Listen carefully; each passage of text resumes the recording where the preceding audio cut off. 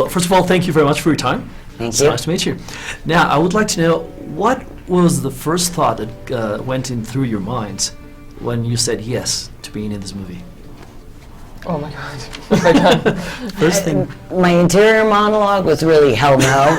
Hell no? Yes, but hell no. I mean, it was very mixed because I wasn't sure that I was up to it or that there was anything new to say. And I just didn't want to do something that was just revisiting the past only 27 years later, where it would be real diminished returns, right? Like, you're not going to be the same. So I had to embrace the years that have passed and, you know, how they have impacted on Sarah. But I was just afraid that it wouldn't matter enough. Not to fans, but that it wouldn't be significant enough of a story to bother with, because the script wasn't written. It was sort of loosely, Sort of a blind date. sort of an outline, yeah. But you know, just wanted to make sure that it was damn good. How about you?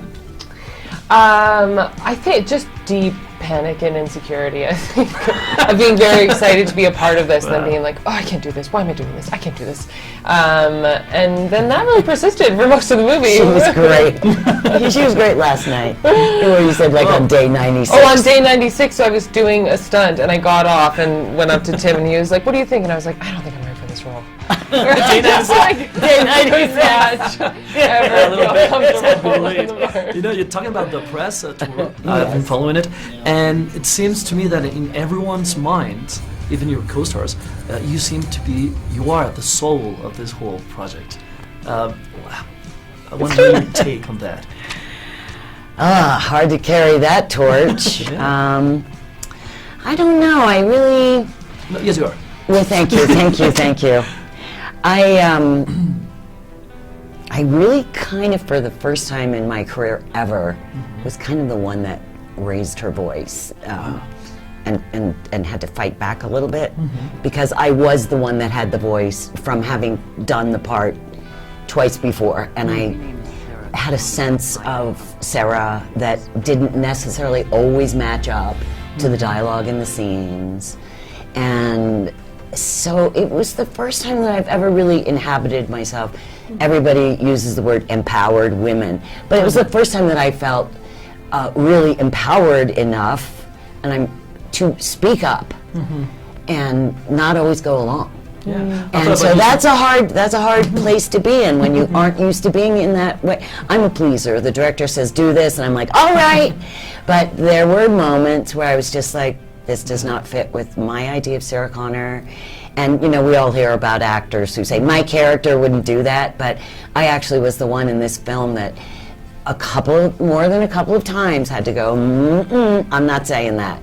That is just completely at odds with everything I've done to get ready for this, and I'm not saying it. You have a great input in your culture. Yes. And talking about you, you're coming into this pretty much established universe. The franchise is established with its own mythos, fan base, stories. So as an actor, what was it that gave you the most pressure, and how did you deal with it? Because you have to please the fans, there's a story to feel. And well, all of that I have no control over. I mean, it's kind of they have to write the movie, and that I don't know the Terminator world well enough to cater to like fan demands. So I kind of just pleased myself and Tim and my co-stars. And then, as Linda was saying, because she knew her character so well and knew the world so well, it was such a good barometer both for what the truth of this scenario would be, and I don't know, like how hard you should fight for what feels right to you in this moment, and that it's really important to know what are the like essential kernels of who this person is, and when can they be pushed and when can they absolutely not be betrayed. And I think that's a really important thing that Linda brought to the film, was like, know who you're doing, know what you're doing and why you're doing it, and don't and something that you both brought to the film, well, you had extensive training and workout, but you have like this warrior body language to yourself. So what comes into bringing that forth? Like, how do you do that? It's amazing.